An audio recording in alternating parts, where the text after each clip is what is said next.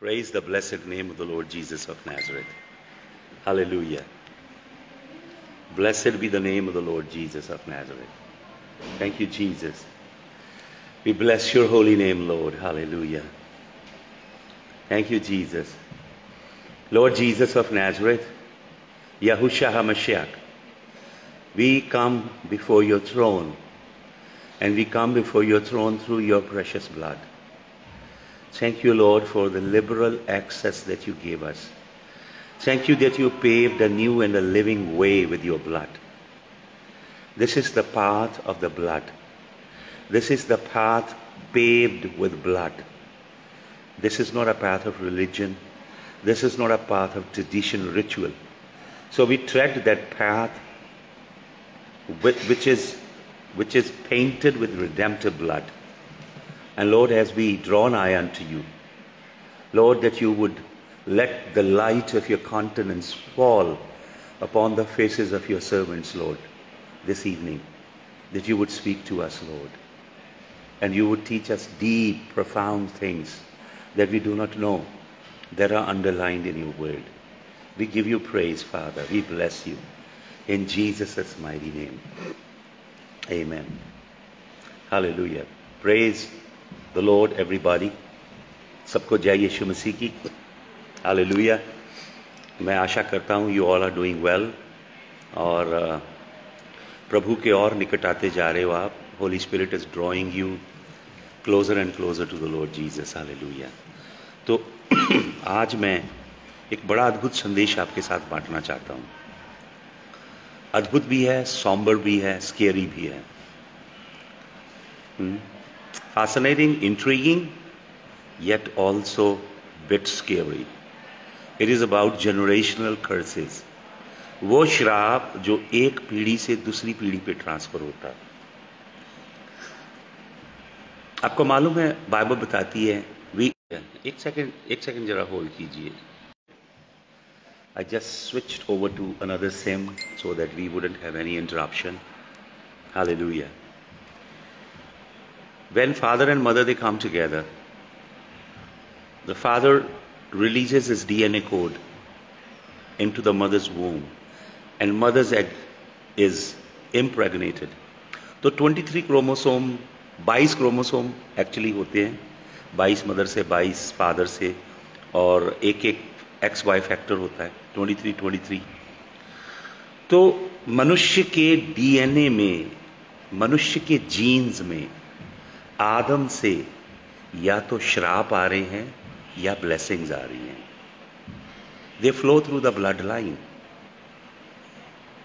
तो आज उसके ऊपर हम अध्ययन करेंगे. आज हम एक ऐसी फैमिली के विषय में देखेंगे. I am going to talk about strange family curse. एक परिवार पे आने वाले, पीढ़ी दर पीढ़ी आने वाले श्राप, उसके विषय में आज हम परमेश्वर के वचन में से अध्ययन करेंगे. और आप बहुत with rapt attention you must glean everything from the word of the Lord, और अपने दिल में स्टोर कीजिए इस कलाम को. बाइबल में मैं आपको बताऊंगा हेरोदेस के विषय में आज. King Herod and different dynasties of king Herod. लेकिन मैं आपको बताना चाहता हूं न्यू टेस्टामेंट में बहुत सारे लोग हैं आइडेंटिकल नेम के, तो हम समझ नहीं पाते कि किसकी बात हो रही है. मत्ती रचित सुसमाचार 1 अध्याय के 18 वचन में, आप प्लीज जल्दी जल्दी ये प्रिंट करते जाइएगा. मैं बहुत सी वर्सेस कोट करूंगा, पढ़ूंगा नहीं, आपने उन्हें प्रिंट करते जाना है. मत्ती 1:18 में हम पढ़ते हैं जोसेफ के विषय में. ये यूसुफ कौन है? माता मरियम का हस्बैंड है. लेकिन ये यूसुफ के विषय में यीशु मसीह की मिनिस्ट्री के शुरू में पढ़ते हैं मत्ती 1:18 में. लेकिन यीशु मसीह की मिनिस्ट्री के एंड में मत्ती 27:57, मत्ती 27:57 में एक और यूसुफ के विषय में पढ़ते हैं जो यीशु मसीह की देह को ऑनर करता है. अपनी ग्रेव में यीशु मसीह की देह को रखता है. बहुत इन्फ्लुएंशियल व्यक्ति है, पॉलिटिकली वेल कनेक्टेड, बहुत वेल्दी व्यक्ति है, जिसका नाम भी यूसुफ है, बट अरमथिया का रहने वाला है. मरियम जो नाम है वो भी बहुत कॉमन नाम है यीशु मसीह के दिनों में. मरियम यीशु मसीह की माता का नाम है. हम पढ़ते हैं लूका रचित सुसमाचार 1 अध्याय के 27 से 23 वचन में, जिसके पास गैब्रियल एंजल आता है. गैब्रियल इनफैक्ट आर्क एंजल आता है। लेकिन यीशु मसीह की मिनिस्ट्री के एंड में एक और मरियम है, जिसके विषय में हम मरकुस रचित सुसमाचार 15 अध्याय के 40 वचन में पढ़ते हैं। और भी वहां पे मैरीज हैं, देयर आर डिफरेंट मैरीज जब यीशु मसीह क्रूस पे लटका हुआ है। मरियम है जो यीशु मसीह की माता है, मरियम है जो जेम्स याकूब की माता है, और मरियम मगदलीनी है।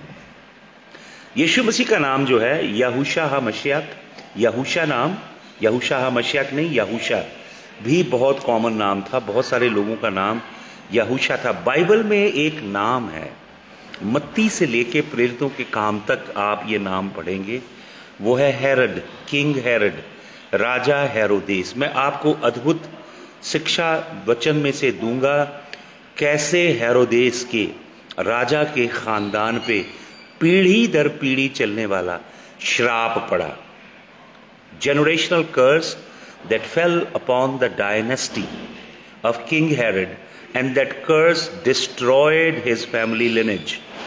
His family tree came under that vicious curse that everybody died a tragic death because of the curse that befell them. जो श्राप इन पे पड़ा, कितनी खौफनाक, कितनी दर्दनाक और कितनी भयानक इनकी मृत्यु हुई इस राजा की सारी पीढ़ियों की। हालेलुया। तो मैं बताना चाहता हूं एक ऐसा कर्स है जो 4 जनरेशन तक चलता है, जिसके विषय में मैं आपको बताऊंगा। It continues till 4 generation. अगर आप पढ़ेंगे व्यवस्था विवरण 28, ड्यूटरॉनमी 28:14 में आपको मिलेगा, 1 to 14। इसके अंदर आपको कर्सेस मिलेंगे। व्यवस्था विवरण 28 अध्याय में 1 से 14 तक कर्स ब्लेसिंग्स हैं। आई एम सॉरी, व्यवस्था विवरण 28 अध्याय 1 से 14 तक ट्रमेंडस ब्लेसिंग्स हैं, अद्भुत आशीषें हैं, लेकिन उसके बाद अद्भुत श्राप हैं। अगर आप लेवी व्यवस्था 26 अध्याय पढ़ेंगे, उसमें भी आपको जबरदस्त ब्लेसिंग मिलेंगी और भयानक श्राप मिलेंगे। परमेश्वर क्या कहता है? अगर तुम मेरी वाचा को मानोगे, व्यवस्था विवरण अगर आप पढ़ेंगे 1 से 14, प्रभु कहता है मेरी वाचा को मानो, मेरी आज्ञाओं में चलो और मेरे कवनेंट को, मेरी विधियों को अपने हार्ट में रखो और अपने जीवन में अप्लाई करो, तो पृथ्वी की कौमों में शिरोमणि ठहरोगे। परमेश्वर कहता है मैं तुम्हारे खेत खलियानों को आशीष दूंगा। परमेश्वर कहता है मैं तुम्हारे जानवरों के गर्भ के फल को आशीषित करूंगा और उन्हें मल्टीप्लाई करूंगा। परमेश्वर कहता है तुम्हारी कोख का फल, उसके ऊपर मेरी आशीष होगी। परमेश्वर कहता है मैं स्वर्ग के उत्तम भंडारों से मैं बरसाऊंगा, बारिश बरसाऊंगा बरकतों की, यदि तुम मेरी आज्ञाओं को सुनोगे, मन चित लगा के चौकसी से मेरे हुक्मों की पालना करोगे, मेरी विधियों से ना दाहिने ना बाएं मुड़ोगे, मेरी आज्ञा में चलोगे, मेरी ज्योति में, मेरे चेहरे के तेज में बने रहोगे, तो पृथ्वी की सब जातियां तुमसे उधार मांगेंगी। तुम पृथ्वी की कौमों के सरताज होगे, तुम पूछ नहीं सिर बनोगे, तुम्हारे शत्रु तुम्हारा कुछ बिगाड़ ना पाएंगे। वो एक मार्ग से आएंगे, मैं उन्हें 7 मार्गों से खदेड़ दूंगा। परमेश्वर कहता तुम्हारी हर एक चीज जिसे तुम हाथ लगाओगे उसे मैं आशीषित करूंगा और मैं तुम्हारे अंग संग रहूंगा। लेकिन आप पढ़िएगा 28 के 16 वचन से, परमेश्वर कहता अगर तुम मेरी आज्ञा नहीं मानोगे तो मैं श्राप भेजूंगा, और भयंकर श्राप हैं। व्यवस्था विवरण 28 अध्याय के 16 से लेकर एंड तक पढ़िएगा। आपको मालूम परमेश्वर हमारा पिता है, हमारा डैडी है। जैसे आप अपने बच्चों को मोटिवेट करते हो, कैसे मोटिवेट करते हो?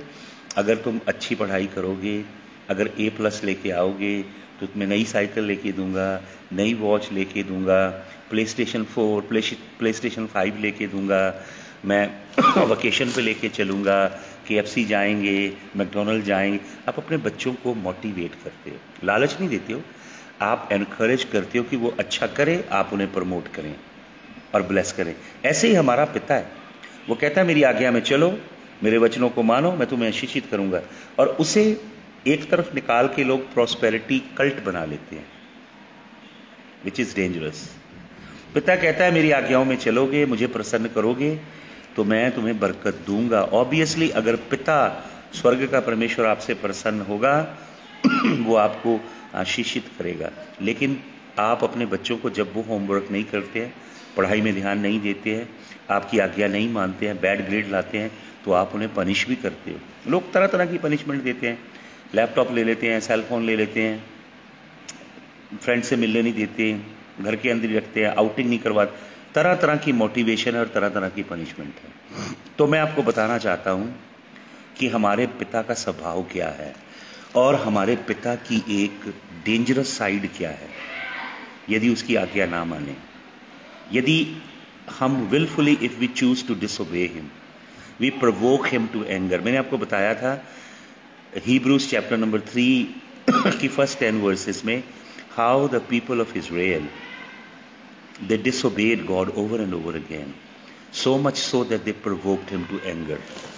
They brought God to such a precipice where God said, I now swear in my own name, I will not let you enter into the land of promise. You will never go into that glorious land that flows with milk and honey. तो भाई और बहनों, मैं आपको दिखाता हूं ये कर्स कैसे आते हैं। ध्यान से अब आपने सुनना है। पहला हेरोदेस कौन है? इसे कहा जाता है Herod the great. Herod the great, ये हेरोड द ग्रेट किंग है और ये 28 ईयर्स, कुछ 26 कहते हैं, कुछ 28 कहते हैं। जोसेफस 28 ईयर्स बताता है, प्रोमिनेंट जूइश हिस्टोरियन, कि ये 28 ईयर्स की एज में रूलर बना। और मत्ती रचित सुसमाचार 2 अध्याय के 1 से 8 वचन को अगर आप पढ़ेंगे तो ये यरूशलेम पे, इजराइल पे राज कर रहा है। ये राजा असल में सुजरेन वसाल थे। सुजरेन वासल क्या होते हैं कि रोम के जो सीजर थे, एम्परर थे, वो लोगों के अलग अलग टेरिटरी को जाके अपनी कॉलोनी बनाते थे और वहीं के लोगों को राजा बनाते थे और उन्हें अपने अधीन रखते थे। और उन टेरिटरी के राजाओं को ये आदेश होता था कि सारे ट्रिब्यूट और टैक्सेस रोम की गवर्नमेंट में जमा करवाने हैं। तो ये जो हेरोड हैं, इसकी किसी समय फिर हम टीचिंग लेंगे। ये ईसाओं का बीज है, ईडोमाइट है और याकूब से नफरत है इनके अंदर। याकूब से, इजराइल के बीज से ये नफरत करते हैं। ईसाऊ ने, आपको मालूम क्या किया? ईसाऊ ने देखा कि उसके पिता ने ये चाहा कि याकूब अपने ही कबीले में से शादी करे और अन्य जाति की औरतों से शादी ना करे। तो वो समझ गया कि कौन सी बात उसके बाप को दुख देगी, इसलिए उसने अन्य जातियों से जाके शादियां की और मिक्स ब्रीड, मिंगल्ड ब्लड पैदा किया। और बहुत सारे जूस ये मानते हैं कि एंटी क्राइस्ट इन्हीं में से आएगा, मसियानिक जूस। ईडोमाइट होगा, वो अदोमी बीज होगा। तो हेरोड ईडोमाइट है, प्रोसेलाइट जू है, सही यहूदी नहीं है। तो इसे रोमन्स ने राजा बनाया हुआ है। ये वही है जिसके पास आते हैं मजूशी लोग, वाइज मैन, और ये बहुत क्लेवर है, चालाक है, कन्नाइविंग है, कनिंग है। उनसे कहता है जाओ यहूदियों के राजा का दर्शन करो, उसको माथा टेक के आओ, मुझे भी बताओ, मैं भी उसकी उपासना करने जाऊंगा। लेकिन ये बहुत दुष्ट है। मत्ती 2:16 में हम पढ़ते हैं, जब इसने देखा कि यहोवा परमेश्वर ने अपने आत्मा के द्वारा उन मजूशियों को वापस हेरोदेस के पास नहीं आने दिया, तो इस राजा ने क्या किया? इसने सारे बच्चे मरवा डाले। हेरोड द ग्रेट ने इनोसेंट ब्लड शेड किया, और वो भी छोटे छोटे मासूम बच्चों का, छोटे छोटे मासूम बच्चों का लहू बहाया। ये इतना दुष्ट राजा था हेरोड, इसने अपनी बीवी को भी मरवा डाला। हिस्ट्री अगर आप पढ़ेंगे, इसके बहुत से बेटे हुए, इसने अपने बेटों को भी मरवा डाला। और हिस्ट्री बताती है कि इसकी 9 बीवियां थी। तो ये किसी पे विश्वास नहीं करता था। हालेलुया। ये 70 साल का हुआ तो जोसेफस की बुक, एंटीक्विटी बुक नंबर 1 अगर आप पढ़ेंगे तो जोसेफस लिखता है कि इसको एक अंदर से ऐसी बीमारी हुई। जनरेशनल कर्स जो मैं आपको बताने जा रहा हूं, बीमारियां होती हैं कुछ क्रॉनिक, जो एक श्राप के रूप में एक पीढ़ी से दूसरी पीढ़ी पे चली जाती हैं। ये बीमारियां असल में डीमंस होते हैं, बदरूएं होती हैं, जो एक पीढ़ी को खा जाती हैं। फिर जब वो व्यक्ति मरता है, उसमें से निकल के दूसरी पीढ़ी के अंदर समा जाती हैं। तो हेरोड को इंटेस्टाइनल, जिसे आज तो हम कैंसर कह देंगे, लेकिन उस समय गैंग्रीन ही कहा गया, इंटेस्टाइन का ऐसा डिजीज हुआ कि गैंग्रीन हो गया इसको। लेकिन ये इतना दुष्ट बंदा था, सुनिए ध्यान से। कुछ दुष्ट ऐसे होते हैं जो अपनी बीमारी में भी परमेश्वर को ललकारते हैं। इसको पता लग गया कि ये मर जाएगा, लेकिन इसने मरने से पहले क्या किया, इसने ऑर्डर दिया पूरे इज़राइल में कि जितने इज़राइल के ऑनरेबल व्यक्ति थे, रब्बी थे या बड़े बड़े लोग थे, बहुत सारे बुजुर्गों को इसने मरवा दिया। इसको पता था यह मरने वाला है। जब वो मरवा दिए गए तो इज़राइल में विलाप हुआ, विलाप हुआ। और जो कैसर राजा है रोम का, कैसर राजा का डेलीगेशन आना था इज़राइल, क्योंकि राजा मर गया है। उसकी मर्ग पे, उसकी फ्यूनरल पे या मेमोरियल सर्विस पे उन्होंने आना था। तो ये इतना दुष्ट राजा था, ये चाहता था कि जब ये मरे तो इज़राइल में विलाप हो, एक बड़ा स्यापा हो इज़राइल में, इज़राइल बहुत विलाप करे, बिवेलिंग हो, ताकि जो इटालियन स्क्वाड आएगा, एम्परर का डेलीगेशन आएगा, वो समझे कि ये राजा तो बहुत पॉपुलर था, पूरा इज़राइल इसके लिए विलाप कर रहा है। बहुत दुष्ट था।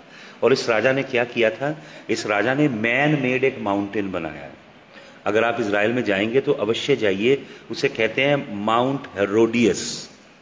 माउंट हेरोडियस बहुत ऊंचा पहाड़ बनाया, और वहां पे एक बड़ी खास कब्र इसने बनवाई, बड़ी खास कब्र, ताकि ऊंचाई पे सबको दिखाई दे, शाइनिंग कब्र।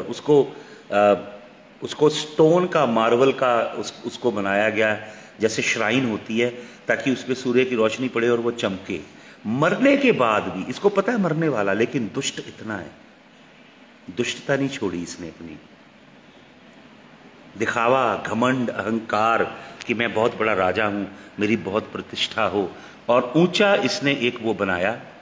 और एक आर्कियोलॉजिस्ट ने रिसेंटली वहां पे रिसर्च की और एक मार्बल का वो कॉफिन बॉक्स निकाला, जो अब म्यूजियम में रखा गया है।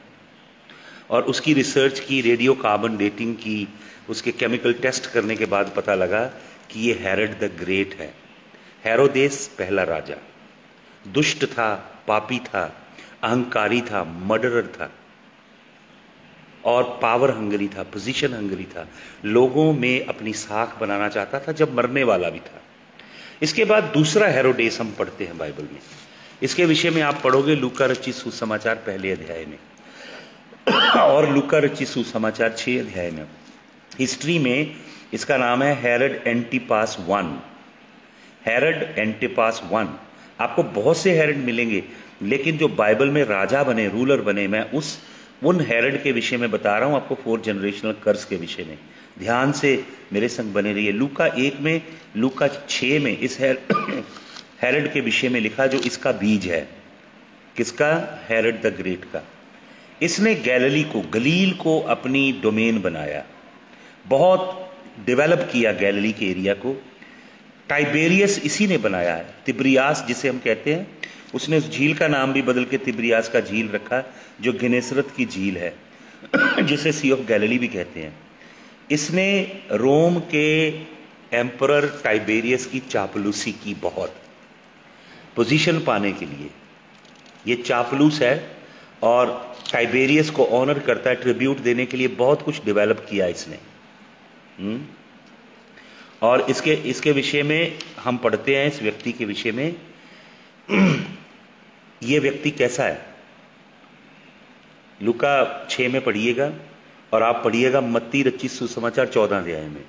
ये व्यक्ति दुष्ट है, सेक्सुअली परवर्ट है, अपने भाई को मार के उसकी बीवी रख लेता है। और जब उसकी बीवी रखता है तो यूहन्ना बपतिस्मा देने वाला, खुदा का सच्चा खादिम, सच्चा नबी, जाके इसके महल में इसे यहोवा परमेश्वर की ओर से पैगाम देके कहता है, तू दुष्ट है, तूने इलिसिटली अपने भाई की बीवी को रखा, यू आर ईवल। ऐसे जाके इसके फेस में बोला यूहन्ना बपतिस्मा देने वाले नबी ने। आज के नबी ऐसा नहीं करेंगे, वो तो ब्लेसिंग देंगे, बरकत आने जा रही है, गाड़ी मिलने जा रही है, कोठी मिलने जा रही है, रियल एस्टेट मिलने जा रहा है, बंगला मिलने जा रहा है, ये आपके संग होने जा रहा है, वो आपके संग होने जा रहा है। अगर आज के नबियों जैसा होता यूहन्ना बपतिस्मा देने वाला, तो उसे मरना ना पड़ता। नबी वो होते हैं जो कन्फ्रंट करते हैं लोगों को, उनकी बदकारी, उनके पाप उजागर करते हैं। नबी वो नहीं होते जो प्रॉस्पेरिटी की टकशाप खोल के बैठे होते हैं, बरकतें बांटने बैठे होते हैं। पढ़ के देखें बाइबल, ये झूठे नबी जानते नहीं है नबी कौन है। नबियों का डीएनए नहीं है इनके अंदर, झूठी भावी कहने वाली रूहें हैं, फॉर्चून टेलर हैं, ये डिवाइनर्स है। वो ललकारता है उसे। सच्चा नबी हर तरह के पाप और बुराई को उजागर करता है और उसके विरुद्ध में खड़ा होता है यहोवा का सच्चा बंदा। और आपको मालूम, इसकी इस गट्स के कारण यूहन्ना बपतिस्मा देने वाले की इस दिलेरी के, यूहन्ना बपतिस्मा देने वाले को यहोवा ने प्रेरा, यहोवा के रूह ने प्रेरणा दी। हालेलुया। और यूहन्ना बपतिस्मा देने वाले ने उस पॉलिटिकल राजा को, करप्ट, दुष्ट, सेक्सुअली इमोरल राजा को चुनौती दी जाके। फिर आप स्टोरी सारी जानते हो। ये बंदा थोड़ा डरता है रब से, लेकिन इस बंदे की प्रॉब्लम क्या है? इसके जीवन में दो औरतें हैं। कई बार जज़बेल औरतें अगर पुरुष के जीवन में हो तो उसका बंटाधार होना निश्चित होता है। एक तो इसकी बीवी है जज़बेल, दूसरी इसकी सास है जज़बेल। दोनों इसे बुरी कौंसल देते हैं। तो राजा जश्न करता है, उसमें इसकी बेटी आके नाचती है और इसके मुंह से निकलता है, मांगो क्या चाहिए, मैं up to half of my kingdom दे दूंगा। तो अपनी माँ के पास जाती है। उसकी माँ दुष्ट है, जज़बेल है, वो खुदा के सच्चे नबियों से वैर रखती है। आपको मालूम, जज़बेल का रूह आज चर्च में काम कर रहा है। सच्चा प्रचार सुनना नहीं चाहते लोग, सच्चा कलाम सुनना नहीं चाहते, क्योंकि उनके जीवन गंदे हैं। उनके जीवन को ऐसे टच करता है ना जब खुदा का सच्चा खादिम और यहोवा का सच्चा कलाम, तब वो उस बंदे को रद्द कर देते हैं। वचन में लिखा, कानों की खुजली के कारण नए नए गुरु धारेंगे। कानों की खुजली के लिए मैंने आपको कई बार बताया, ग्रीक वर्ड है किनीथो, जिसका मतलब है people would love to hear what they want to hear, they would not like to hear the true word of the Lord. क्या लिखा है तिमोथियस को प्रेरित पौलुस ने तिमोथी चैप्टर नंबर 4 में? वो कहता है, इन द लेटर डेज, अंत के दिनों में, people will turn away from the truth, वो सच्चाई से मुंह फेर लेंगे। कानों की खुजली के लिए वर्ड है किनीथो। लोग सुनना चाहते हैं मीठी मीठी बातें। पापा प्रोफेसाय, पापा फायर फायर फायर, पापा प्रोफेसाय, पापा। फॉल्स प्रॉफिट्स हैं ये, इनसे यहोवा कोई बात नहीं कर रहा। ये अमेरिका में हो, अफ्रीका के हो, इंडिया के हो, they are false emissaries. Yahweh is not speaking with them.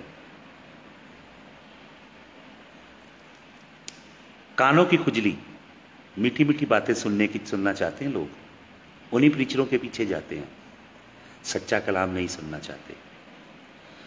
लिखा, कानों की खुजली के कारण नए नए गुरु धारेंगे। और कहानियों की ओर चल, कहानी लिखा है वहां पे, कहानियों की ओर उनका मन लग जाएगा। लेकिन असली कलाम में लिखा है मूथोज, किनीथो एंड मूथो वर्ड प्ले है। मूथोज वो शब्द है जहां से मिथोलॉजी शब्द निकला है, दंत कथाएं सुनेंगे वो। पादरी परेड करेंगे, दुष्ट आत्मा निकालते हैं ना, पूरा ड्रामा करते हैं पादरी, ताकि इधर जलाल मिले उन्हें, लोगों को पता लगे बड़ा अभिषिक्त बंदा, भी बड़ी सामर्थ है इसके पास। यीशु मसीह ने ऐसे किया कभी? पखंडी पादरी किया कभी? प्रभु यीशु मसीह ने कैपिटलाइज किया। दुष्ट आत्मा निकालते भी कैपिटलाइज कर रहे हैं, ताकि हमारी प्रमोशन हो, हमारी मिनिस्ट्री को हाईलाइट किया जाए, हमारी हाइप क्रिएट हो और बहुत सारे लोग हमारे पीछे लगे। ज्यादा लोग, ज्यादा पैसा, ज्यादा बढ़िया लाइफस्टाइल। यूहन्ना बपतिस्मा देने वाले जैसे बंदे चाहिए, और इसकी कीमत होती है। सच्चा कलाम देने की कीमत है। उसका सर काट दिया गया। ये राजा डरपोक है, जज़बेल इसके घर में है। जज़बेल की रूह डेंजरस है। जो इसके बाप पे श्राप था वो इसके ऊपर आया। इसके बाप ने इनोसेंट खून बहाया, इसने भी खुदा के सच्चे खादम का खून बहाया। हालेलुया। आपको मालूम, यही वो राजा है, हेरोदेस द एंटिपस, यीशु मसीह के समय का राजा। ये यीशु मसीह से चमत्कार देखना चाहता है। यीशु मसीह जादूगरी नहीं करता। यीशु मसीह दुष्टों के आगे अभिषेक की प्रदर्शनी नहीं करता। आज बहुत से पादरी ऐसे करते हैं, अपने अभिषेक की प्रदर्शनी करके अपनी सेवकाई को बिल्ड करना चाहते हैं। यीशु मसीह ऐसा नहीं करता, दुष्टों के आगे डिस्प्ले नहीं करता। यीशु मसीह, Jesus moves when he sees faith. Jesus is not a juggler, Jesus is not a magician that he will perform, such kind of bizarre things to appease people. Herod the king, he's a vicious king. He's a murderer. He's an evil king. And he seeks an audience with Jesus, and he demands Jesus that he would perform a miracle. But Jesus outrightly denied it. And if you read Luke 13, 31st and 32, a delegation came to Jesus that Herod the king seeks an audience with you. What did Jesus say to them? अगर आज के profit होते तो वो कहते वो मुझे तो किंग ने बुलाया है, मैं जाऊंगा, बड़ी बड़ी तस्वीरें लेके फेसबुक पे डालूंगा। ऐसा करते ना कई झूठे नबी, वो फिल्म स्टारों के संग अपनी तस्वीरें डालना चाहते हैं, रेसलर के संग तस्वीरें डालना चाहते हैं और सोचते हैं हमारी मिनिस्ट्री को बहुत हाइप मिलेगा। You know what Jesus said to the delegation? Jesus said, go tell that fox, I am working today and tomorrow and on the third day I will be completed. यीशु मसीह नहीं गया, यीशु मसीह ने कहा उस लोमड़ी से कहो। आपका मालूम लोमड़ी का मतलब क्या है? लोमड़ी का मतलब है वो बहुत कनिंग है, वो बहुत बड़ा डिसीवर है, बहुत दुष्ट है। He is sinister, he is evil, he is vicious. Go and tell him. Hallelujah. यीशु मसीह ने एंटरटेन नहीं किया उसे। आज के नबी तो बड़े बड़े रिच लोगों के लिए स्पेशल मीटिंग करेंगे, रिच लोगों के लिए सोफा लगता है मीटिंग में, आगे स्पेशल अटेंशन दी जाती है उन्हें। याकूब अपनी पत्री में लिखता है, यदि तू अमीर आदमी को जो तेरी चर्च में आए उसे स्पेशल अटेंशन दे और गरीब को बोले फुटस्टूल के पास जाके बैठ जा। याकूब यीशु मसीह का ब्रदर है, हाफ ब्रदर। वो कहता गॉड इज गोइंग टू जज यू वेरी सीवियरली। बहुत सारे मिनिस्टर्स, पास्टर्स, उनके जो चर्च बोर्ड है, चर्च कमेटीज हैं, जो मूवर एंड शेकर है उनकी मिनिस्ट्री में, वो रिच लोग हैं जो पैसा देते हैं। प्रभु कहता है go tell that person. Hallelujah. पढ़िए आप लूका रचित सुसमाचार 23 अध्याय के 8 से 11 वचन को। पहला वचन मैंने जो आपको बताया कि जाओ जाके उस लोमड़ी को कह दो, वो है लूका 13 का 31-32। प्लीज कोई बीच में मार्क करते जाएं। दूसरा, वो यीशु मसीह से अंतिम समय चमत्कार देखना चाहता है।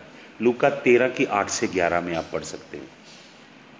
यीशु मसीह कोई चमत्कार नहीं करते उस दुष्ट के लिए। हालेलुया। आपको मालूम जोसेफस क्या लिखता है इसके विषय में?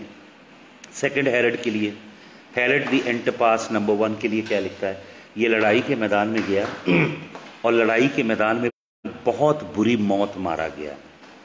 इसकी भी ये जो पेट है फट गया लड़ाई के मैदान में। इंटेस्टिन्स निकली हैं बाहर इन सब की, जनरेशनल कर्स इनके ऊपर पड़ा है। लड़ाई के मैदान में बहुत बुरी मौत मरा क्योंकि इसने परमेश्वर के अभिषिक्त दास यूहन्ना बपतिस्मा देने वाले का सर कटवा दिया था। कई पादरी कहते हैं ना जी यूहन्ना बपतिस्मा देने वाला पाड़ेदा टट्टू सी। इन पादरियों को पता नहीं है, कलाम नहीं मालूम इन्हें। यूहन्ना बपतिस्मा देने वाला कितना श्रेष्ठ दास है यहोवा का। यूहन्ना रचित सुसमाचार के 8 अध्याय के आखिरी वचनों में लिखा है, यूहन्ना ने कोई मिरेकल नहीं किया, लेकिन उसके मुंह में से निकलने वाला वचन ऐसे था जैसे आग हो, जैसे हथौड़ा हो जो पत्थर को चकनाचूर करता है। हालेलुया। वो विश्वास की कमी नहीं थी कि यूहन्ना का सर कट गया। That was the will of God. परमेश्वर ने यूहन्ना के ब्लड का रिवेंज लिया और ये बहुत बुरी मौत मरा। तीसरा हेरोदेस कौन है? तीसरे हेरोदेस के विषय में प्रेरितों के काम पुस्तक में हम पढ़ते हैं। इसका नाम है Herod Agrippa number 1। Herod Agrippa number 1 है और हेरोड अग्रिप्पा नंबर 2 है। ये तीसरा हेरोदेस है। ये मैन प्लीजर है, चापलूस है, लोगों को खुश करता है। आज बहुत सारे मिनिस्टर भी ऐसे हैं, लोगों को प्रसन्न करते हैं, मीठा मीठा लोगों को कलाम देते हैं, बरकतों की बातें करते हैं, प्रोफेसियां करते हैं मीठी मीठी। करते जाओ अपनी ओर से, तुम्हारी एक भी प्रोफेसी पूरी नहीं होगी, क्योंकि तुम प्रोफेसी तो कर सकते हो, लेकिन प्रोफेसी को पूरा करने वाला तो सृष्टि का रचिता है, स्वामी है, प्रभु है, यहोवा पिता, और उसके दाहिने हाथ बैठा उसका दत्तक पुत्र यीशु मसीह। उसकी मर्जी से पूरी होगी। जो सच्चे खुदा के संत नबी आत्मा में बोलेंगे वो पूरा होगा। झूठे नबियों की बातें पूरी नहीं होंगी। थोड़े सीजन के लिए वो जादूगरी से बता देंगे तेरे क्रेडिट कार्ड का नंबर क्या है, तेरी कार की नंबर प्लेट क्या है, तेरे घर के बाहर आ रहा हूं काले रंग का गेट है, एक दरवाजा लगा, अंदर सोफे पड़े, ये बता सकते हैं। लेकिन खुदा की गहरी बातें परमेश्वर उन्हें नहीं बताता। जादूगरी से कितना कुछ बता दोगे भाई। ये हेरोड मैन प्लीजर है, और ये रोमियो को, रोमन एम्परर को बहुत प्रसन्न करना चाहता है। तो इसके विषय में जोसेफस लिखता है, और एक और हिस्टोरियन हेरोडोटस लिखता है कि ये जाता है सीजर से मिलने के लिए रोम में, और मिलके आता है सीजर से। ये सारे पिट्ठू थे, गद्दार थे, और रोमियो के पिट्ठू थे, ताकि यहूदियों पे राज कर सके, इन्हें सत्ता मिले। इसलिए रोमियो के संग जाके कंप्रोमाइज करते थे, अपने लोगों को बेचते थे। ये यहूदीन के लोग नहीं है, ये तो इडोमाइट हैं, अदोमी हैं, इसाओ की औलाद हैं, लेकिन ये दुष्ट थे, पॉलिटिकल फेवर चाहते थे। आज भी बहुत से पादरी पॉलिटिकल फेवर, पंजाब में तो बहुत हैं जो मंत्रियों के चमचे हैं, खुदा के नहीं है, मंत्रियों के चमचे बहुत हैं पंजाब में, जिन्होंने कलीसिया को अपवित्र किया है पॉलिटिक्स को बीच में घुसेड़ के। तो इसके विषय में बड़ी इंटरेस्टिंग बात जोसेफस लिखता है, हेरोडोटस लिखता है कि ये जब कैसर के महल से बाहर निकला तो वहां पे एक जर्मन जू था, यहूदी, उसने इसे निकलते देखा, और जब ये निकला तो आसमान में एक चित्रे रंग का उल्लू उड़ा। तो उस जर्मन यहूदी ने कहा कि अब नेक्स्ट 5 डेज में तू यहूदा का राजा बनेगा, सदर्न किंगडम का, टेट्रार्क बना देंगे तुझे। टेट्रार्क का मतलब छोटी प्रोविंस का राजा तू बनेगा। लेकिन याद रखना, यही जो आउल है, उल्लू है चित्रे रंग का, जब तुझे दोबारा दिखाई देगा उसके 5 दिन में तेरी मौत हो जाएगी। तो ये वैसे ही यहूदिया का टेट्रार्क बन गया, राजा बन गया, और ये बहुत दुष्ट था। क्यों? क्योंकि वो जनरेशन से एक श्राप चला आ रहा है, कर्स चला आ रहा है। और आप इसका जिक्र पढ़ते हैं प्रेरितों के काम, acts of the apostle chapter number 12 में, प्रेरितों के काम 12 अध्याय में। ये वो हेरोड है जिसने याकूब, जो यीशु मसीह का भाई था, आधा भाई, यूसुफ और मरियम का बेटा था, इसने उसका सर कटवा डाला था। ये जूइश लोगों को खुश कर रहा है ताकि यहूदी लोगों की अच्छी रिपोर्ट रोम में जाए और ये पूरे के पूरे इजराइल का शासन इसे मिल जाए।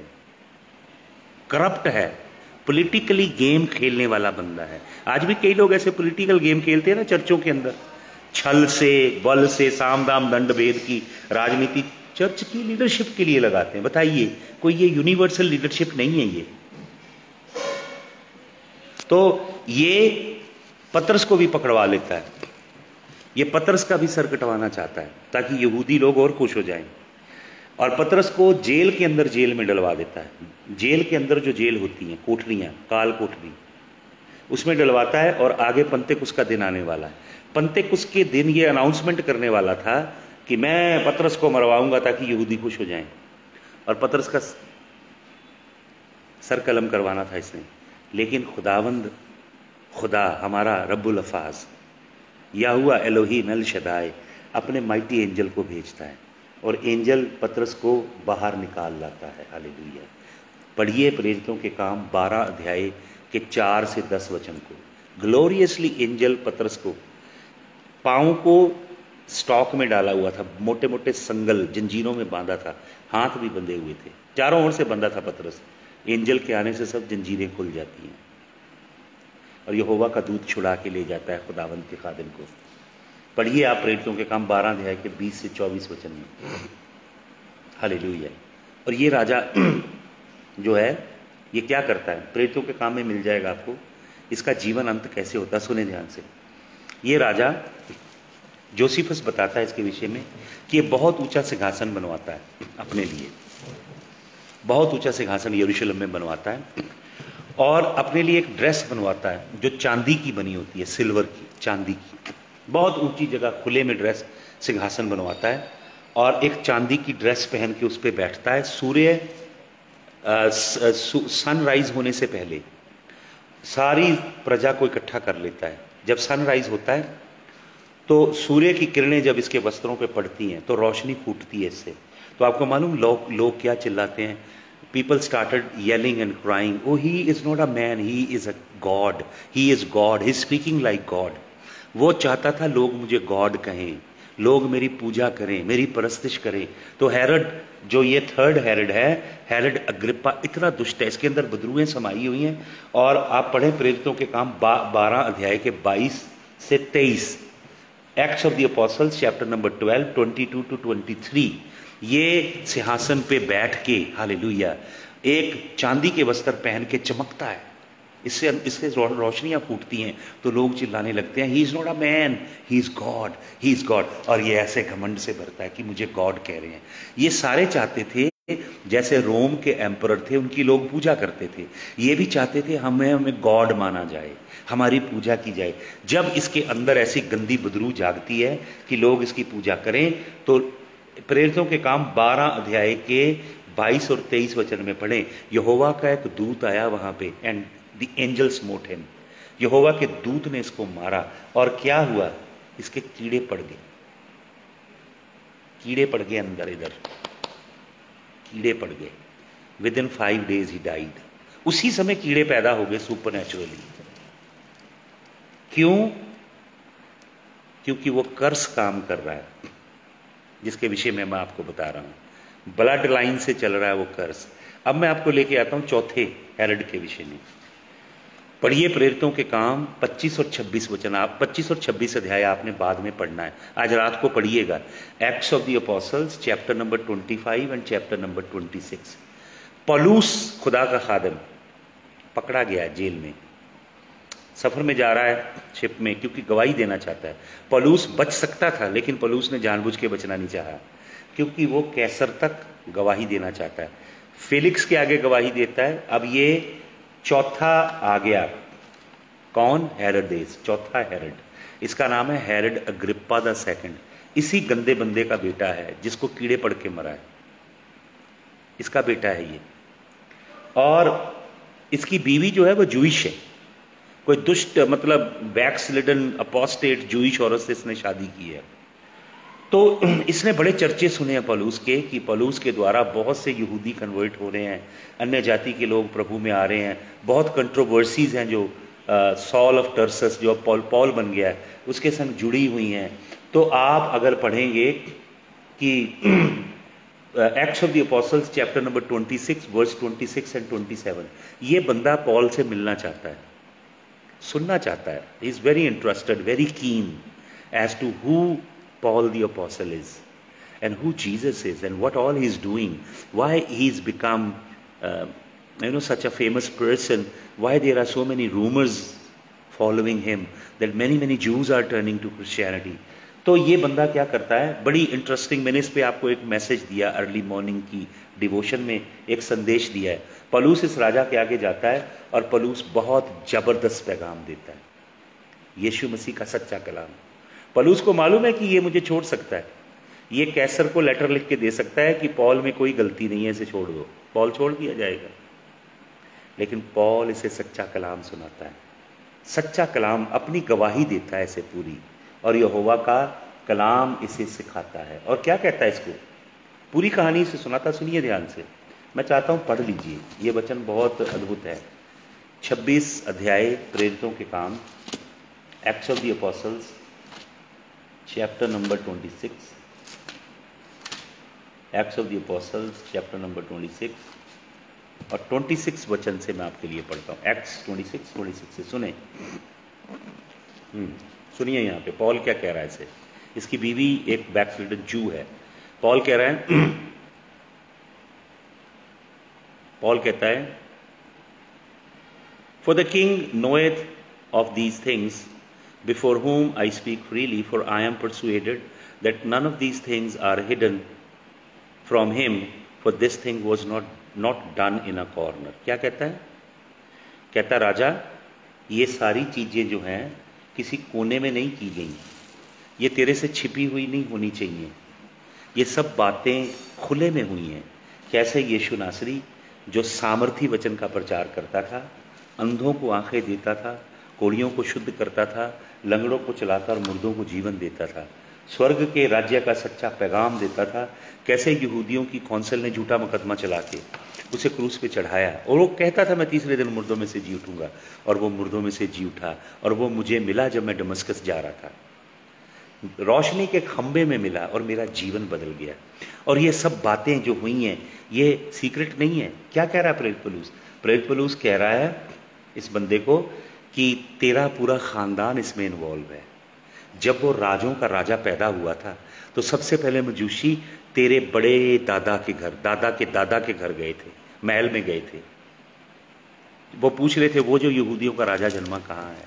वो तेरा पड़पड़ दादा दुष्ट था, उसने सारे बच्चे मरवा दिए। और क्या बताता है इसको? बताता है इसके बाद तेरे दूसरे खानदान का बंदा था जिसने यूहन्ना बपतिस्मा देने वाले का सर कटवा दिया। इसके बाद तेरा बाप था जिसने यीशु मसीह के सच्चे बंदे याकूब का सर कटवा दिया और पतरस का भी सर कटवाना चाहता था। तेरा पूरा खानदान इसमें इन्वॉल्व है। ये चीजें पर्दे में नहीं की गई हैं, ये सब चीजें सामने की गई हैं। पौलुस से कह रहा I know your family, I know your family line. I know your toldot. Hebrew word है toldot. Your generations. I see your family lineage. In your family, everybody is a murderer. Everybody is sexually pervert. Everybody is position hungry. Everybody is political जालसाज है तेरे खानदान के अंदर। और तेरे सारे खानदान की लिनेज को मैं जानता हूं, कैसे निर्दोष बच्चों को मरवा दिया गया, कत्ल करवा दिया गया। कैसे यहोवा के अद्भुत दास यूहन्ना बपतिस्मा देने वाले का कितनी ग्रोस चीज थी, सर काट के चांदी की थाली में रख के उस दुष्ट जिजाबेल को पेश किया गया। कैसे यहोवा के सच्चे खादम याकूब का सर कलम करवा दिया गया, तेरे खानदान ने यह काम किया। और कैसे पतरस को जेल में डाल दिया गया, और कैसे अब मुझे भी मारना चाहते हो आप लोग। कितनी टेरेबल बातें आपने की हैं। हालेलुया। उसे बता रहा है, बड़ी दिलेरी से सच्चा कलाम दे रहा है पौलुस कोई पॉलिटिकल लोगों से फेवर नहीं चाहता है। बहुत सारे पादरी लोग पॉलिटिकल लोगों से चाहते हैं फेवर हो जाए हमारे ऊपर। कुछ कर दो जी, साडी चर्च का लेंटर पा दो, कुछ कर दो जी, चर्च के भांडे बन जान या दरियां बन जान। मैं एक मीटिंग में गया, पास्टर्स ने मुझे बुलाया, कम से कम 80 पास्टर, 80 नहीं 100 से ज़्यादा थे। बहुत बढ़िया बाहर खाना सर्व हो रहा था, मैंने वहाँ प्रचार करना था। वहाँ मंत्री आए। जब मैं आराधना कर रहा हूँ, प्रचार से पहले पादरी लोग दरखास्तें लिख लिख के उस मंत्री को पकड़ा रहे हैं, जब खुदा के बर्रे की आराधना हो रही है। बहुत हथौड़े वाला कलाम मैंने 10 मिनट दिया। उसके बाद मैं अपनी बाइक को किक मार के निकल गया। मैंने बोला मुझे तुम्हारा खाना नहीं खाना। And I never met those guys after that. उसके बाद नहीं मिला मैं उनसे। खुदा के सच्चे खादम पॉलिटिकल फेवर नहीं चाहते। खुदा के सच्चे नबी वो हैं जो स्वर्ग में से एक पोर्टल खोलते हैं, ऊपर से तेल बहने लगता है। वो औरत को देते हैं, कुप्पी ले जा, तेल नहीं खत्म होगा जैतून का, तेल डालती जा और बेचती जा। ऐसे हैं खुदा के सच्चे नबी। हालेलुया। मैं इसका एक वचन पढ़ना चाहता हूं आपके लिए, इसका 27 वचन। वो कहता है ये सब बातें तो तेरी फैमिली जानती है। पौलुस उसे बता रहा है तेरे खानदान पे एक कर्स है, एक श्राप है बहुत गंदा, तू चाहे तो वो टूट सकता है। King Agrippa the second is in the lineage of Herod. Paul the apostle is standing before him. He sought an audience with Paul. He thought Paul was a very intriguing person. And Paul is giving him very, very clear-cut gospel. Paul is speaking right into his face. And look what he's saying here. Verse number 26, chapter number 26 of Acts of the Apostles. For the king knoweth all these things before whom I speak freely. I am persuaded that none of these things are hidden from him, for this thing was not done in a corner. Paul is saying, your lineage, your great-grandfather, Herod the Great, was the one who slew the innocent children. He was so vicious, he was so evil, he wanted to kill the Messiah. And he did many bad and outrageous things to the children of Israel. I told you when he was about to die, he killed so many prominent Jewish people so that there might be a great wailing in Israel. Because a delegation from Rome was going to come to attend his funeral. So he wanted that Israel would be weeping and the Romans will think that they are mourning for this king, and this king must have been very popular. Even in his death, he was very evil and very conniving kind of king. And then his son was the one who got the head of John the Baptist on a platter. Evil king. He had two Jezebel in his house, his wife and his mother-in-law. Then the third one, I told you, Antipas number 1, Herod Antipas number 1. He is the king of Acts. He is the king who ruled during the Acts of the Apostles, and he killed James and he put Peter in the jail. He wanted to please the Jews, so that by pleasing Jews he comes in the good book of the Jewish people. He was only the tetrarch. He was the ruler of a certain territory, and he wanted to become the king, the united monarch of Israel. So he needed goodwill, good wishes of the Jewish people, and he was killing God's anointed servants. Now, the fourth person from the generation is standing. चौथा बंदा खड़ा है इस पीढ़ी का. चौथे बंदे के आगे संत पलूस खड़ा है. ये 4 जनरेशन पे आने वाली लानत है. प्रेरित पलूस इस बंदे को बता रहा है, तेरे खानदान पे ये लानत है. ये तेरे परदादा से दादा से तेरे बाप के ऊपर आई है. ये श्राप है, ये लानत है, क्योंकि तुम निर्दोषों का लहू बहाते हो, तुम बहुत सी औरतें रखते हो और जनाकारी करते हो, तुम पॉलिटिकल करप्शन करते हो, तुम पावर हंगरी हो, तुम गरीबों को दबाते हो, विधवाओं का हक मारते हो, तुम लोगों को ऑप्रेस करते हो, तुम्हारे राज्य में जस्टिस नहीं है, तुम न्याय नहीं करते, तुम दीन दुखियों को दबाते हो और तुम दुष्ट कर्म करते हो, तुम अयाशी भरा जीवन जीना चाहते हो और तुम यहोवा के सच्चे दासों को मारते हो, उनका सर कलम करते हो, जेलों में ठूसते हो, तुम निर्दोष लहू बहाते हो, तेरे खानदान के ऊपर ये लानत है. तो वो बता रहा है ये सारे काम तो प्राइवेट नहीं हुए. 27 वर्ष पढ़िए. King Agrippa, believest thou the prophets? I know thou believest. क्योंकि इसकी बीवी जू है, अपोस्टेट जू है. कहता है तू नबियों पे विश्वास करता है, मैं जानता हूं तू करता है. वो बता रहा उसको यहोवा का सच्चा कलाम कि नबियों की किताबों में क्या लिखा. और आगे लिखा है, then Agrippa said unto Paul, almost thou persuadest me to be a Christian. You know, almost is not going to work.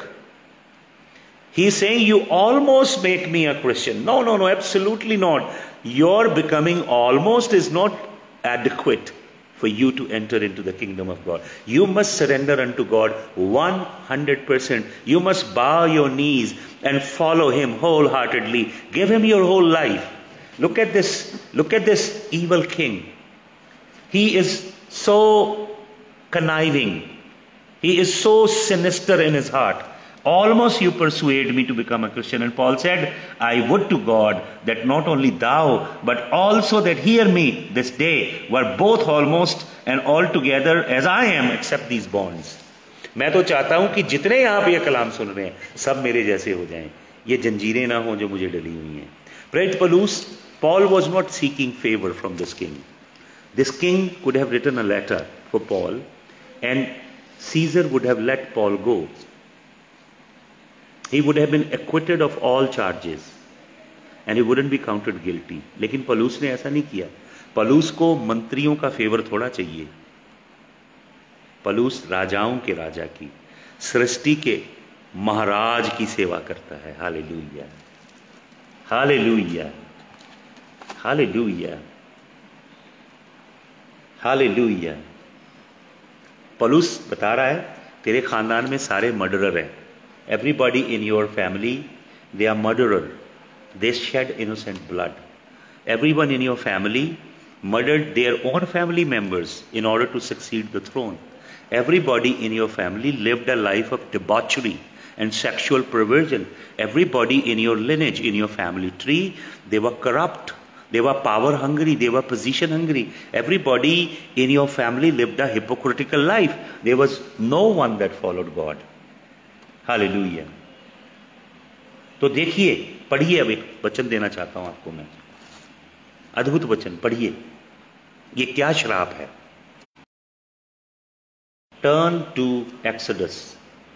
Exodus जिसे हम कहते हैं निर्गमन, निर्गमन की पुस्तक उसके 20 अध्याय में आइए।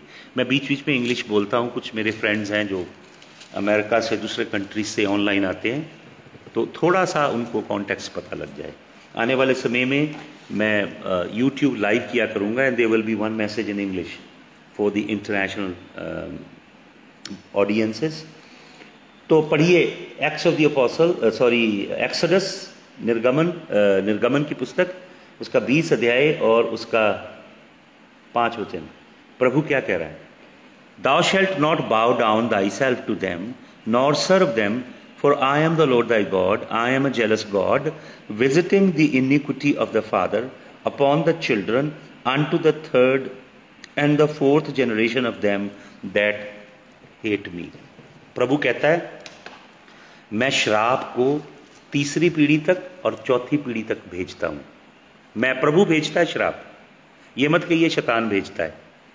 प्रभु कह रहा है मैं भेजता हूं, मैं ये लानत भेजता हूं तीसरी पीढ़ी तक और चौथी पीढ़ी तक। किन के ऊपर? जो मुझसे नफरत करते हैं। They who hate me, I smite them till their fourth generation.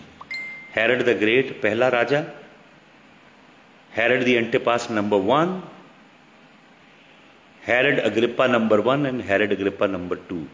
ये एक ही खानदान के एक परिवार के 4 सदस्य हैं। बाप, बेटा, उसका बेटा और उसका बेटा, दादा, बाप, परदादा, दादा, बाप और बेटा, परदादा, दादा, बाप और बेटा, परदादा, दादा, बाप और बेटा। 4 जनरेशन के ऊपर ये लानत आई है। अब आप पढ़ लें एक वचन और, चौथी जनरेशन तक ये लानत भेजूंगा। आप पढ़िए एक्सोडस 14, एक्सोडस निर्गमन की पुस्तक उसका 14 अध्याय और उसका 7 वचन पढ़िए मेरे साथ। 14 का 7 देखिए क्या लिखा है। एक्सोडस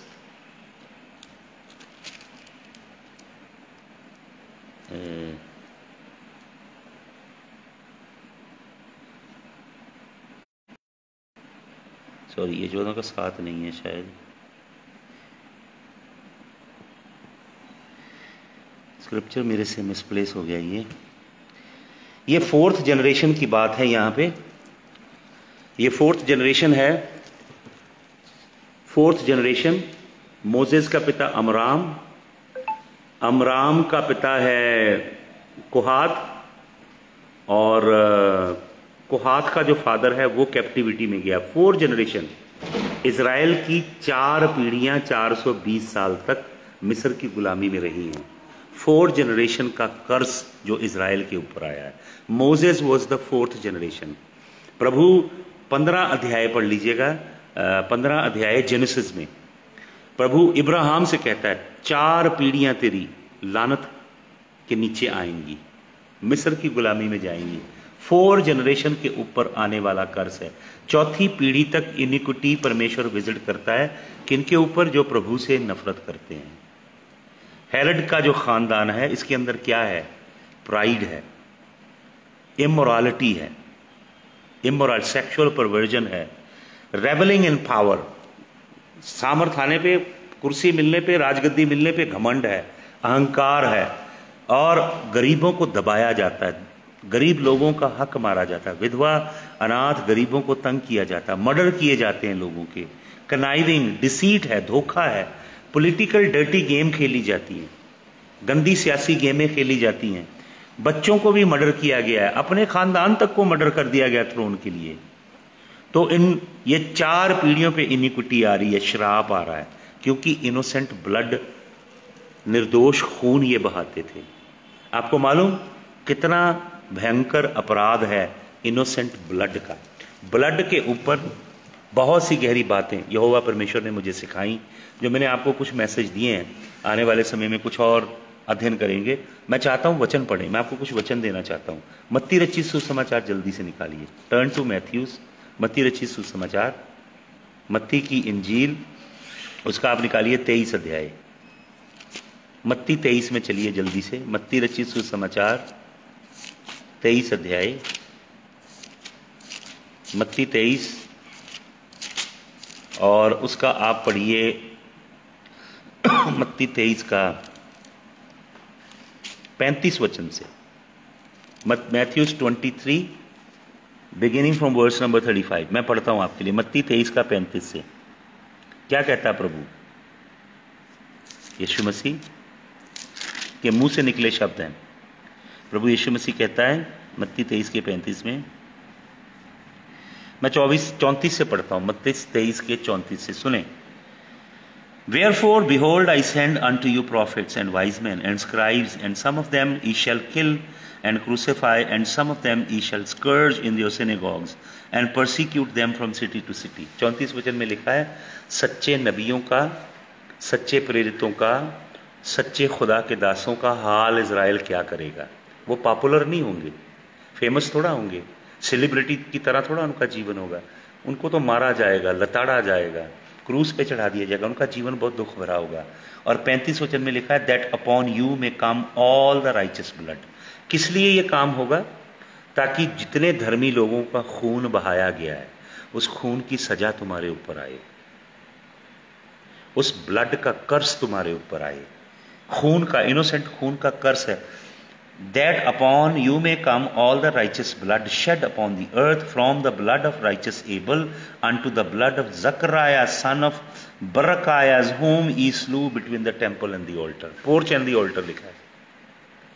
अहाबेल से लेके जकरिया तक जितना खून है तुमने बहाया, वो सारा खून तुम्हारे ऊपर आए, और उस खून का बदला यहोवा तुमसे ले और तुम्हारी पीढ़ियों से ले। हाबिल से लेकर जकरिया का खून, आपको मालूम जकरिया खुदा का नबी था, सच्चा बंदा था, जवान था, उसका पिता प्रीस्ट था। ये जकरिया वो नहीं है जिसने जकरिया की पुस्तक लिखी है, मैं अभी बताता हूं आपको इसके विषय में। ये आया इज़राइल पाप में डूबा था और गंदे काम कर रहा था, इसे यहोवा ने भेजा, इसने सच्चा कलाम दिया। सच्चा कलाम देते हो ना, कई बार पादरी नाराज हो जाते हैं आपसे क्योंकि आप सच्चा कलाम दे रहे हो। तो वो सब नाराज हुए और उन्होंने मोरिया पहाड़ के ऊपर, जहां यहोवा की हैकल है, उसी पहाड़ पे उसको ले गए, और हैकल के द्वार पे, हैकल के बाहर जो ब्रेजन ऑल्टर थी, पीतल की जगवेदी थी, जहां पे जानवर को जला दिया जाता था, और जहां पे लेवर था जिसमें याजक अपने आप को शुद्ध करते थे, और उसके साथ मंदिर का गेट है, फाटक है, जहां से अंदर जाते हैं याजक। वो जो जगवेदी थी और जो यहोवा के भवन का गेट था, उस दोनों के बीच में इस खुदा के सच्चे नबी जकरिया को मार दिया इन्होंने, और उसका खून बहा दिया।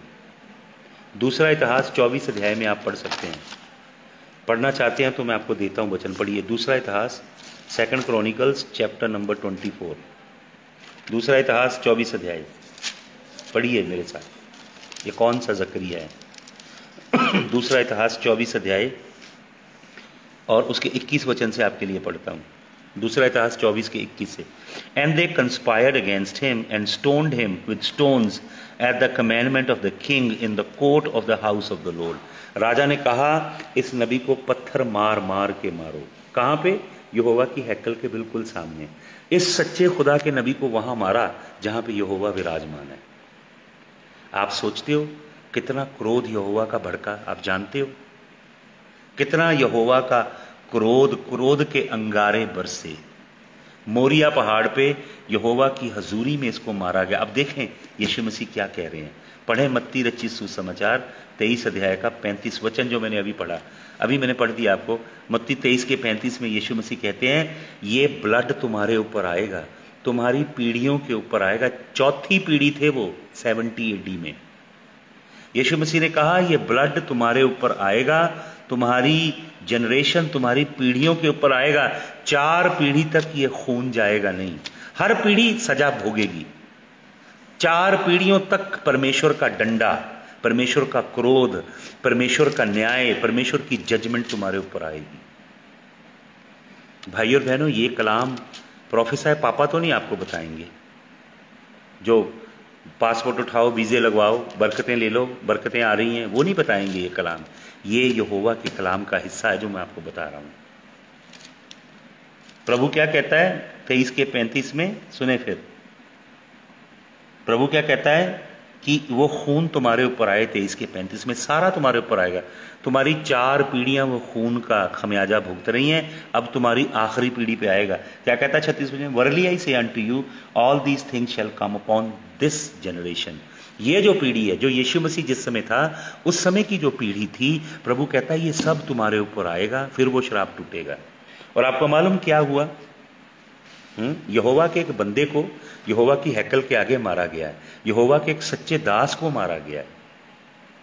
आपको मालूम क्या हुआ? यीशु मसीह ने कहा अपने चेलों से, चेले दिखा रहे मंदिर देखो कितना जबरदस्त है, यीशु मसीह कहता पत्थर पे पत्थर नहीं रहेगा। यीशु मसीह के स्वर्ग उठाए जाने के बाद इस पीढ़ी पे ये श्राप आना जरूरी है। यीशु मसीह की भविष्यवाणी है कि इस पीढ़ी पे ये लानत आएगी।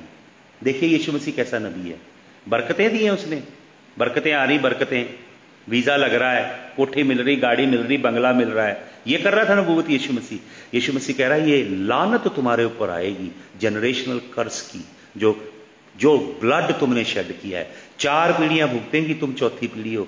70 AD में टाइटस आया, रोम का गवर्नर, और उसने यरूशलेम को, लिखा हिस्ट्री में, ही रेज्ड यरूशलेम, ही लेवल्ड अप जेरूशलेम, बराबर कर दिया, चला के ना गाड़ियां, बड़ी बड़ी मशीनरी, बराबर कर दिया उसको, उसने तहस नहस कर दिया।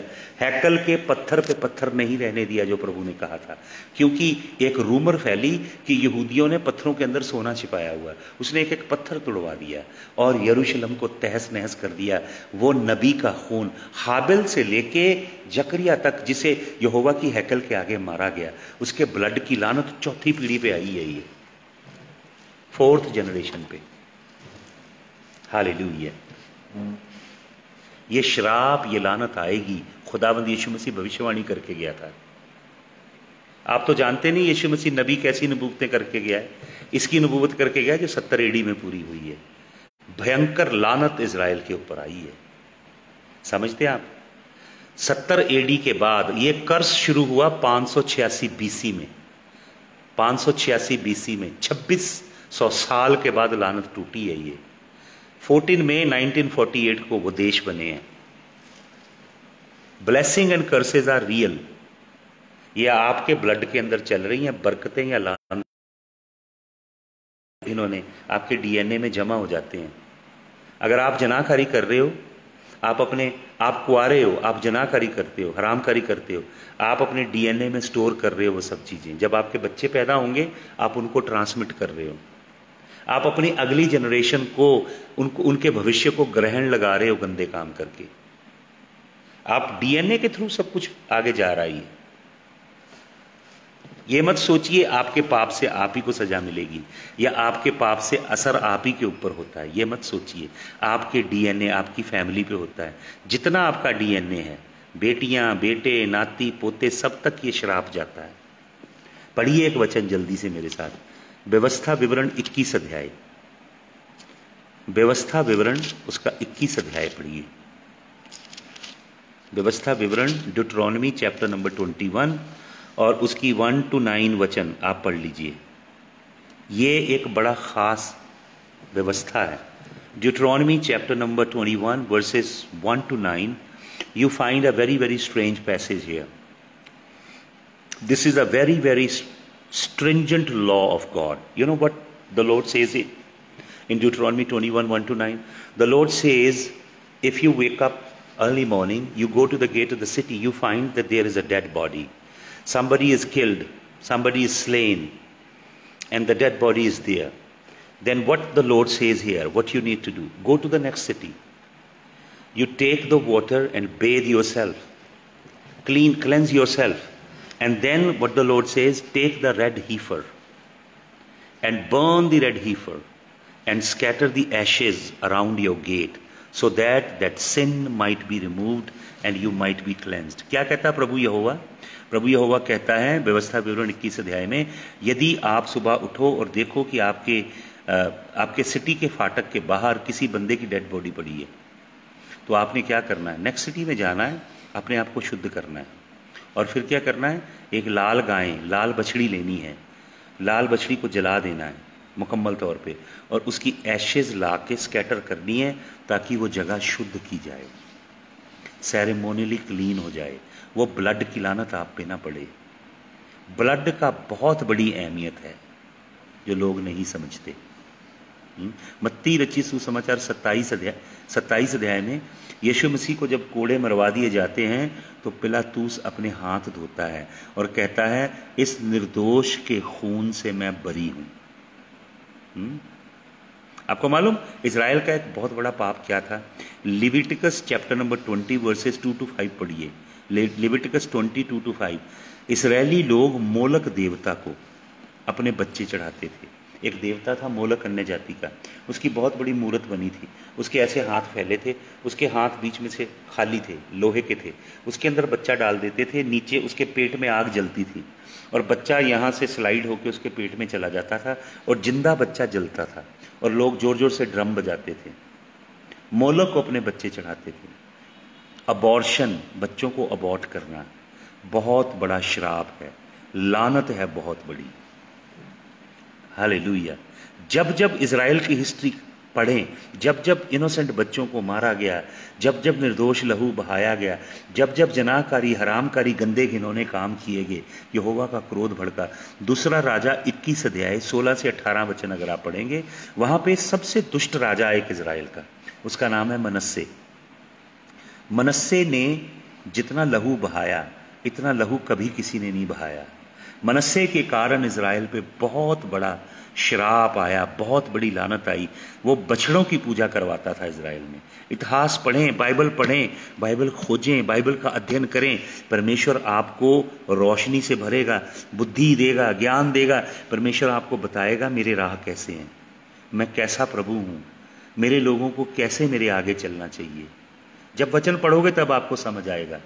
जिजबेल नाम की एक औरत के विषय में आपने सुना है? पहला राजा 18 अध्याय का 4 वचन, दूसरा राजा 8 अध्याय अगर आप पढ़ेंगे, इसने बहुत इनोसेंट ब्लड बहाया, यहोवा के नबियों को मरवाया इसने, और बहुत गंदी मौत मरे हैं सभी लोग।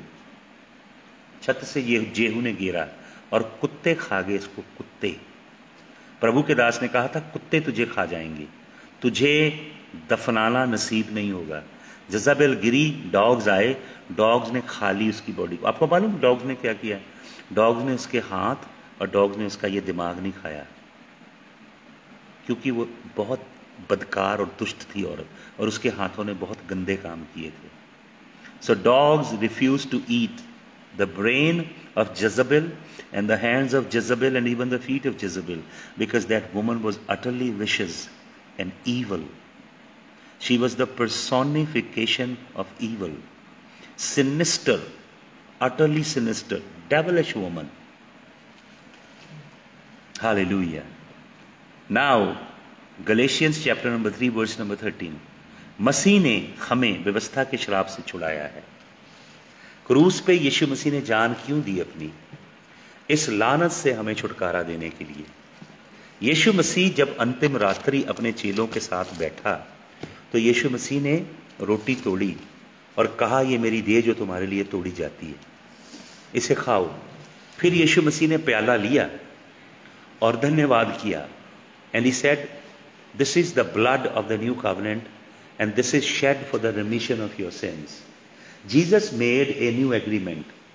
Jesus made new contract with God and with us. Hallelujah. If you walk in that redemptive covenant, fully fulfilling every clause of the redemptive covenant, then He will deliver you from all the curses. सारे श्राप, सारे कर्स उस redemptive covenant के द्वारा टूटते हैं जब आप उस कवनेंट में चलते हो। आपको मालूम बहुत से जो श्राप हैं वो किसी पास्टर के आपके ऊपर जोर जोर से चिल्लाने से नहीं टूटते, मैं तोड़ता हूं, मैं तोड़ता हूं। Many curses will only break if you choose to walk with the Lord in obedience consistently. You know, there are behavior patterns that are wrong. There are thoughts that come to your mind that are absolutely devilish. And you know, there is your day-to-day life, your day-to-day routine that seems really messed up. There are chronic diseases that manifest in your body. And there are, habitual sins. There are bad habits like outburst of anger and so many other things that are like personality disorder. They are caused by these generational curses. There are so many psychic diseases that befell people, and medical science has no cure for all those diseases, the psychic diseases, autism, bipolar disorder, schizophrenia, and there is no medication. All they do is they give people tranquilizers. They sedate human body. They numb down the brain capacity. Because उनके पास है ही कोई नहीं remedy इसकी. ये generational curses हैं. इन श्रापों से यीशु मसीह की वाचा, यीशु मसीह के खून की वाचा, यीशु मसीह ने अपना मांस देके, लहू देके जो वाचा बांधी, उसमें आपको चलना पड़ेगा 100% सीधी चाल. आप मसीह में आके भी टेढ़ी चालें चलते हो, उसकी आज्ञा नहीं मानते. जो वचन आपको पसंद आता वो ले लेते हो, जो पसंद नहीं आता उसे नहीं लेते हो. और अगर एक पास्टर का प्रचार कड़वा लगा तो आप जय मसीह की करके दूसरे के पास जाते हो जो बरकतें बांटता है. तो कैसे आपके जीवन से शराब टूटेंगे? हालेलुया. जब वो कोई सच्चा कलाम सिखाएगा आप बिदक जाओगे. तो भाई और बहनों, सरेंडर करो यीशु मसीह के कवनेंट के आगे, घुटने टेको और यीशु मसीह के नए एग्रीमेंट के लिहाज से, एग्रीमेंट की शर्तों के मुआफिक चलो, तो हर लानत यहोवा परमेश्वर आपसे तोड़ेगा. हालेलुया. जनरेशनल कर्सेस तोड़ेगा. प्रभु यीशु मसीह आप सबको बहुत आशीष दे. ये जो वचन मैं आपको दे रहा हूँ, प्लीज़ अपनी फेसबुक पे वॉच पार्टी करें, ज़्यादा से ज़्यादा लोगों तक भेजें. ये सच्चा पैगाम लोगों तक पहुँचना ज़रूरी है. May the Lord bless you. Let's pray. Father, I pray that the eyes of your people will open up. Lord, that they will see your word as your word is, not the way false teacher interpret them, but as your word is, Lord. Let the light burst in their heart as they meditate upon your word. Lord Jesus of Nazareth, may your word transform the hearts of your people. May your word break your people and mold your people and forge your people according to your heavenly pattern. Lord, we are the colony of heaven. We must live in alignment with heaven. So I pray, Father, in Jesus' name, teach your people that all satanic curses are broken from their life. I plead your blood over each and every one. Hallelujah. यीशु मसीह के जलाली नाम में ये प्रार्थना को हम मांगते हैं. आमीन. हालेलुया. सुबह अर्ली मॉर्निंग उठिएगा. अर्ली मॉर्निंग हम आराधना करेंगे, यहोवा की उपासना करेंगे. प्रभु यीशु मसीह आप सबको बहुत बरकत दे. सबको जय मसीह.